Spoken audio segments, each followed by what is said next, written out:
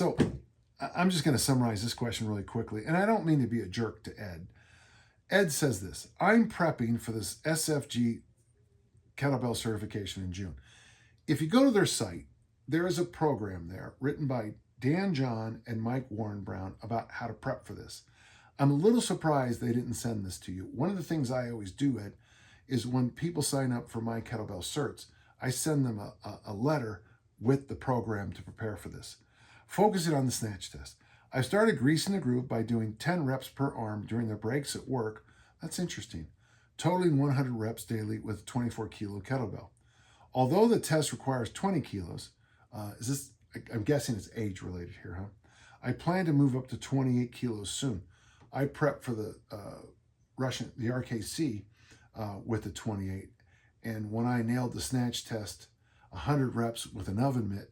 So remember Pavel used to tell people to use an oven mitt to make snatches harder?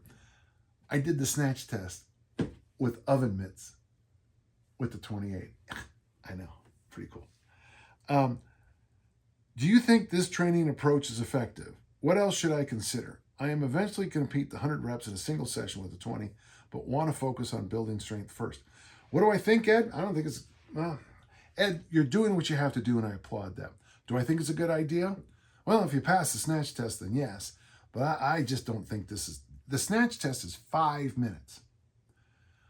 And in that 5 minutes, you have to snatch, for you, a 20 kilo bell 100 times.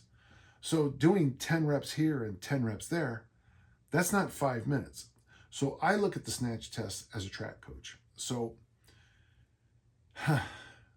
if you're a 400 meter runner for me, and you run really fast for 390 meters and then fall on your face, you miss the whole point of the 400 meters. You got to get through 400 meters. So the first thing I get people to do at my gym is, I don't care what the bell is. It could be a 4 kilo, an 8 kilo, a 10, a 12. I would expect you, Ed, to be able to snatch. I'll give you the 10 kilo, and then we'll see can you get 100 reps with the 10 kilo in 5 minutes. If you can, maybe the next week we test you on the 12. And if you can, 16. And we test you. And then one of the workouts we do that's there on the site and there on danjohnuniversity.com, there's a funny story behind that article that Mike and I wrote, but we'll save it because it might not be, well, okay, we'll just save it. There is one workout where in my prep for the program, we do 3 sets of 100 in a day. And I can remember Lacey preparing for the RKC cert. I think it was down in San Jose. And her workout, because we don't use the snatch test bell, we use lighter.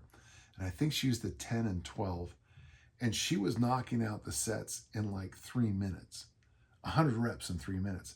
So when she passed the RKC, she just kept going. I want to say she did 131 reps in the 5 minute test, though it might be higher than that. If you train with me, you can't just pass the test. You have to crush the test.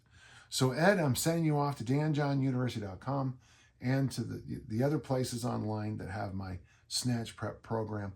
Do I think this is a good idea? Well, we'll find out if you pass the test, because when I received this question, I think you've already done it. So good luck. And I would like to know how you did on that, Ed. Okay? Thank you.